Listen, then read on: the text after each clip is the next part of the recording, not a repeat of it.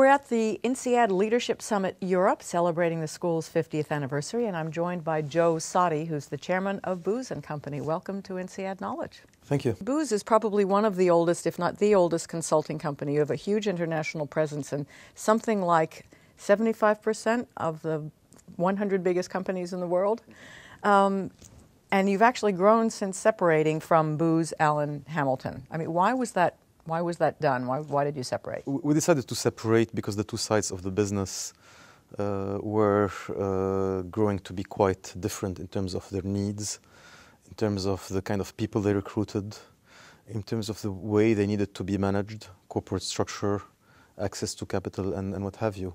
And so we decided a couple of years ago that it was best that the traditional management consulting business, which had been around for close to 100 years, and the U.S. government consulting business, which is that of Booz Allen Hamilton, would be best served by separating them. And the separation went very amicably, very seamlessly, and we've been operating as a standalone company, as Booz Company, since, I would say, spring 2008.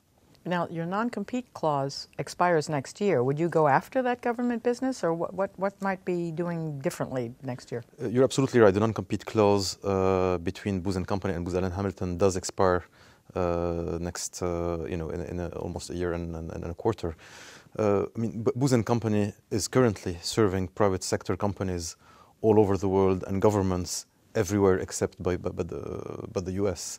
Booz Allen Hamilton traditionally has had a single client, which is the U.S. government and its various branches. So one client in one geography. We, every institution will be free to compete where it is. We may end up doing so selectively in the U.S.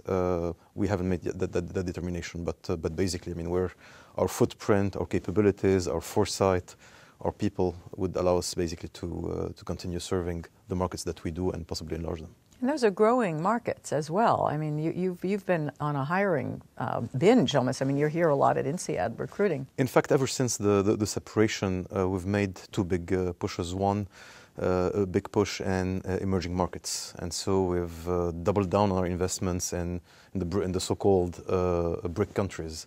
Opened, 2 offices in India, expand our presence in China, opened up our Moscow office, investing in Brazil. So we do believe that there is a growth story in emerging markets. But what we're finding also is that the mature markets are growing as well, in the sense that companies are increasingly in need of connecting capabilities to strategy, i.e. what capabilities do they need to nurture and develop and embed in their businesses to implement their strategy. And this is really where the combination of our strategic insights with our understanding of what capabilities are needed to succeed comes in handily.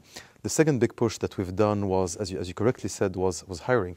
In fact, during the recession years, we continued hiring, and we've had our single largest class of partner promotes, internal promotes, but also outside partner hiring during the recession. In the last 18 months, we've grown the partnership by around 25%. The recession was a great time to attract talent, and that's what we did, in fact. But I would also imagine a lot of businesses are looking outside during a recession, during times when they need something new and they realize they're too close to their own operations. I mean, so you kind of operate countercyclically a little bit. Yes, the theory is that companies are in constant need of looking outside during recessionary times. Some may continue to do so. Others, frankly, may decide that in order to conserve cash, they may retreat a bit more on consulting. So it really depends on the sector, on the geographies, on the companies. But by and large, you're quite right. What worries you about the current economic situation? You have a pretty good overview globally, actually. Is there something particular that you worry about most? By now, I think we've probably seen the worst. But it was only the worst was blunted by massive government intervention, either to stabilize the financial system or to provide stimulus to the economies. There are some signs of hope, but I think we all ought to remain, as the common phrase nowadays is, to be cautiously optimistic. There is still a lot to be done to get us out of the woods. If you think about what needs to be done, by governments, for instance, they have to tackle massive public deficits.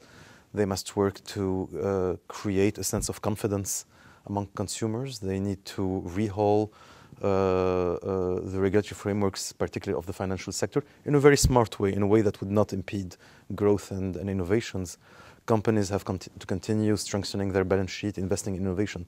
So there is still a lot to be done to get us completely out of the woods. And what should business schools be teaching their students to deal with all this? I think business schools have an important role to play, and an evolving role for that matter. If you think about what future leaders are going to have to do in the coming decade or two, they're going to have to deal with global uncertainty. They're going to have to deal with the increasing amount of information at their disposal with the digital age. They're going to have to learn to deal with governments. Increasingly, the interplay between the private sector and the government is important in key sectors of the economy, financial sector, the healthcare sector, to name a few. And future leaders are going to have to cope with the major challenges of the 21st century and be knowledgeable about them. Whether it's the shifting demographics, whether it is carbon, again, to name a few. And so I think business schools have a major responsibility in preparing future leaders to understand all these trends and learn how to cope with them. Great. It's good advice. Thank you very much, Joe Pleasure. Saddi, for being with us on INSEAD Knowledge. Thank you.